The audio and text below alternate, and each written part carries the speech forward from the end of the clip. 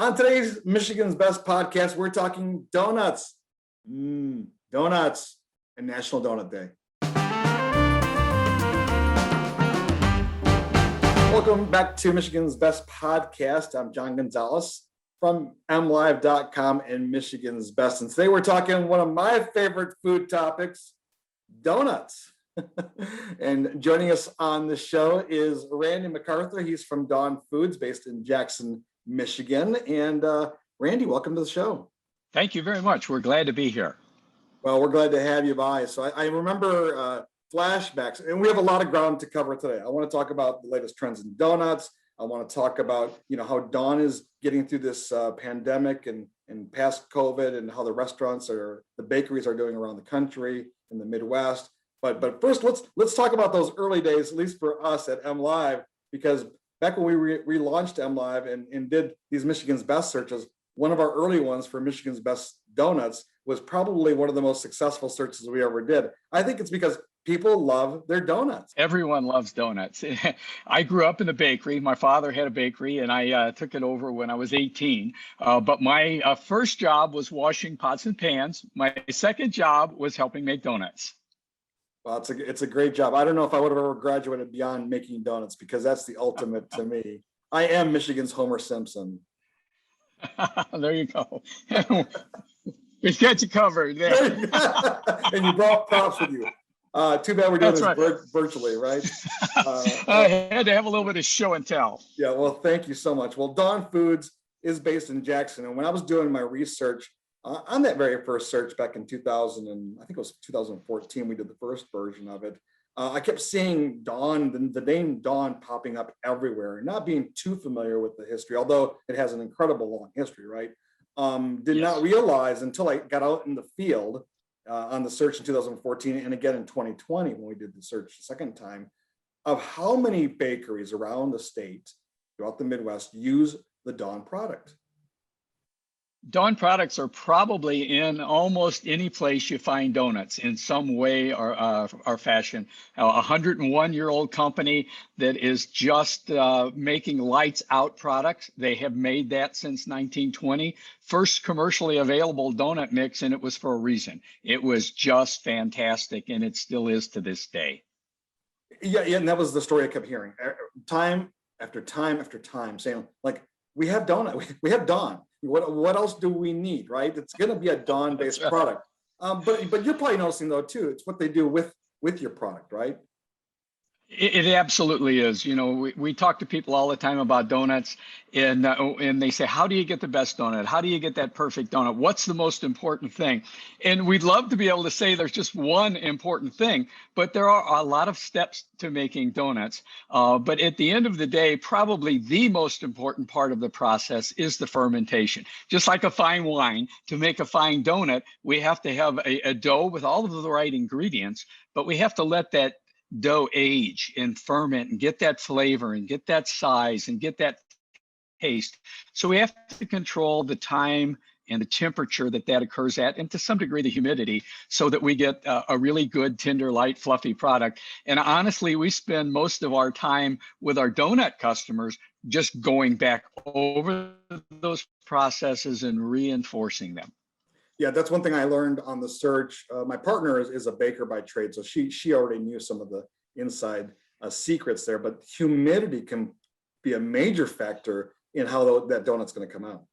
Oh, it is, because the donut needs to be proofed at approximately 79 to 84, 85% humidity to keep it from you don't want it wet on top, but you want it moist enough that dough can still expand. And if the humidity is not enough, it won't expand, so the donut gets kind of tough. And if the humidity is too much, like today in Tulsa where we had fog warnings, you have to cut those. We tell the bakers, cut the temperature back or the humidity back on your proof box. There's 90% humidity in the air, so if you don't watch it, that donut just blows up and explodes, and it'll get blisters, and people will say, what did you do? It's not any good. You don't have the right ingredients. Well, we have all of the right ingredients. We just messed up on one little detail, and now it's not the perfect donut any longer. Well, that's just it. The perfect donut. It's about being consistent, and bakers change. Yes. Stores unfortunately change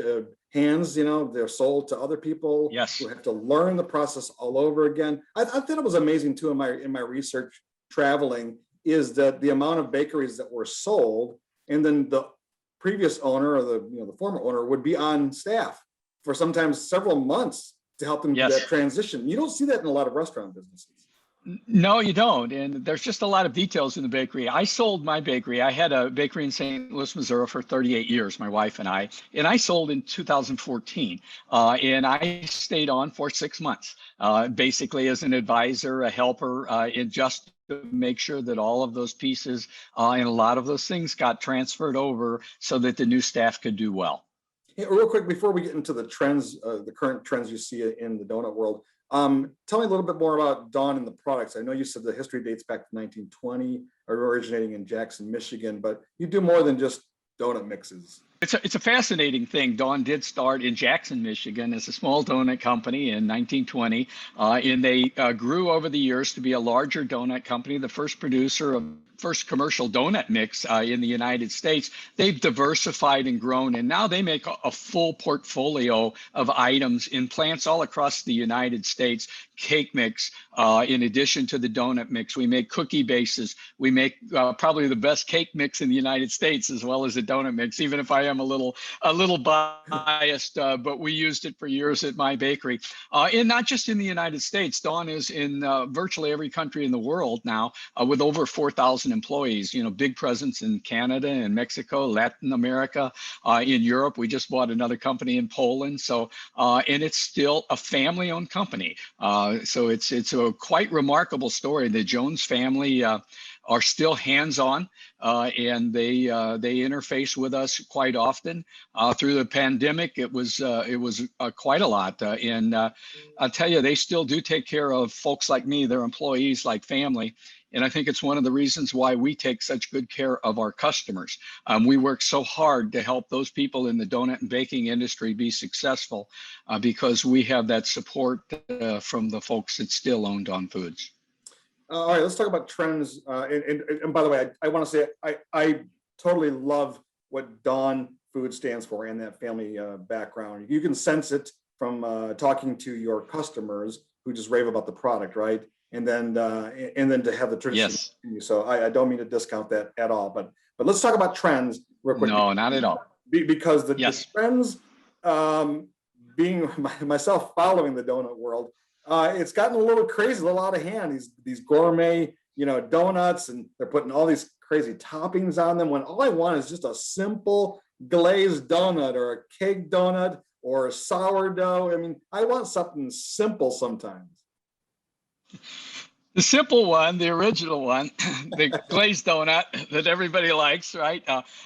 Someone asked me just last week, I was helping train some of our newer employees from around the country. We were doing what we call Dawn Baking Academy. And on Donut Day, they asked me what my favorite donut was. And I said, it's still a glazed donut, fresh, hot out of the fryer, right after I glaze it. I don't know if you can beat that, and that was the classic, and things moved on a little bit to like a Long John or something like that, and we did that. But so we still see a lot of those things, and we have the crazy toppings like you talked about. We have one's a little simpler here with coconut on it, but then I have a box behind me here.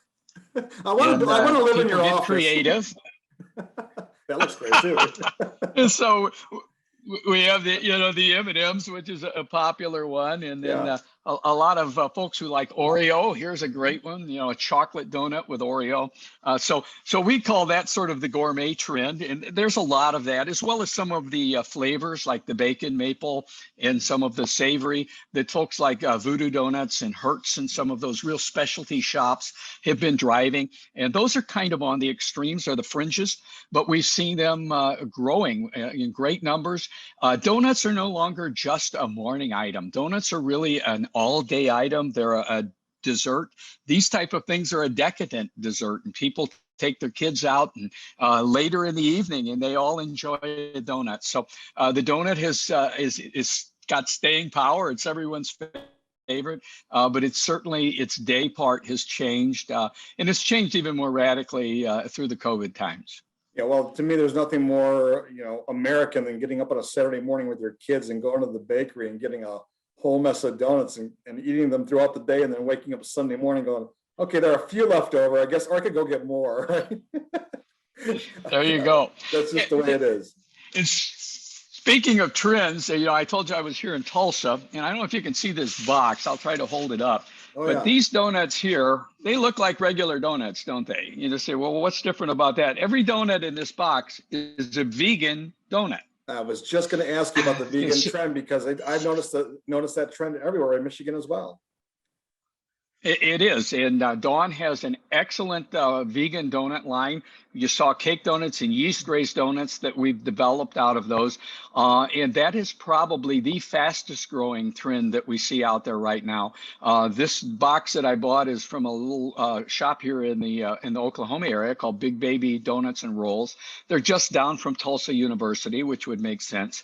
So we see as a trend there are a number of newer donut shops that are opening with things like the vegan, sometimes vegan and gluten-free, meeting that demand for that section of customers. And then we see a lot of our traditional retail donut shops and bakeries adding things like the vegan line or having a vegan day, some of those type things. So that is definitely a trend. It has accelerated through the COVID time. So it's not something that we're likely to see go anywhere anytime soon.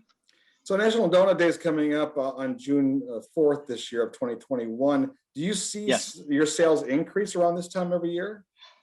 Yes, we always see a surge right around that National Donut Day. Naturally, we see donut companies all over the country, retail bakeries. A lot of them try to do something unique, different. They may have specials, they may have activities, promotions, that type of thing. So sure, that drives some sales. And interestingly enough, there are a lot of companies that also use the National Donut Day as a give back day. It really started back, I believe, in the 30s from the Salvation Army, and it was really spun off from a trend in World War I where the Salvation Army ladies fried donuts for the soldiers on the front lines, and they gave them donuts and coffee, and they found that that was one of the best places and best ways that those soldiers could unwind was by having a donut and a cup of coffee. And not a whole lot has changed in the last 100 years. It's still a great way to unwind. But so we see a little surge there, but there are a number of companies that also use it as a give back day. They'll give a portion of their proceeds to the Salvation Army, to a local food bank, to those types of things. And hats off to a lot of the folks in the baking industry who give tirelessly of their time and many times of their money and their assets and their customers for supporting that. I know, again, I'm in Tulsa, and you talked about that. And there's a bakery here in Tulsa called Merritt's Bakery. And they always, for the last 10, 12 years, have had a promotion with the Salvation Army on National Donut Day. So they had that little cutter made, and they give a portion of their proceeds. And last year, it was Dawn's 100th anniversary. And Dawn had a special promotion for National Donut Day. And they gave $5,000, I believe it was, to 10 different bakeries or donut shops around the country to support their favorite charities on National Donut Day. And Merritt's here in Tulsa won one of those. And they donated $5,000 to the Salvation Army's day program for inner city children, and they had a person match that. So I was speaking with the owner there today, and last year, as a result of that, over half of the children who did the daycare program, inner city kids, were served lunches, hot lunches, as a result of National Donut Day. Well, I know social responsibility is important to Dawn Foods, and it sounds like your partners and those that support you are also aware of as well. So that's great news. Randy, it's been great talking to you. Before we wrap things up here, Dawn originated in Jackson, Michigan, and I think had donut shops, right? But you no longer operate any Dawn donut shops, correct? No, there's no Dawn retail shops or franchise shops. Early in the early years, they had multiple shops and franchise, but they decided to focus on the core business, which was making what they considered the best donut mix and the best donut products on the market. And that's where they honed their senses, they sharpened their skills, and they still do that today. Yeah. Now, where can people get more information, or if they want to join the team, right? Because I mean, you said you have 4,000 plus employees. You know, Sure. you're a fairly new employee. We You know, do. you got into the business. Where can people learn more I about am. maybe a career or learning about the Yes. history or more information? Sure, very simple. Go to dawnfoods.com, and we have a plethora of resources, a great website. Anyone that's in the food business will find resources about COVID, find resources about our products. We have a tremendous amount of marketing, merchandising information. Also, we have a full trend study about the things that are really hot and the items in information about them on our website. Awesome, awesome. Anything else you want to add, or do you have any more donuts there that you want to show me? I think I showed you most of them, other than there was a golf tournament here in Tulsa this weekend. So donut companies get into everything, right? The PGA is in Tulsa, so you have donut shops and bakeries celebrating the PGA being in town. Well, what would you say is the #1 selling donut in America? It's still the yeast-raised donut, and it's probably split between the glazed donut and some varieties of Long Johns. Long Johns, yeah. We found in Michigan through the searches for Michigan's best donut, it was an apple fritter. That seemed to be what people want. Apple fritter is a really good one. Yeah, that's kind of goes under that original gourmet donut. The original gourmet donut, the apple fritter. Is an apple fritter a donut? Of course it is, right? Yeah, sure it is. We just take donut dough and we put apples and cinnamon and we chop it all together into this big gooey mess, and then we pound it together and put a little flour on it, and we cut it out, put it on the fry screen, proof it, and fry it.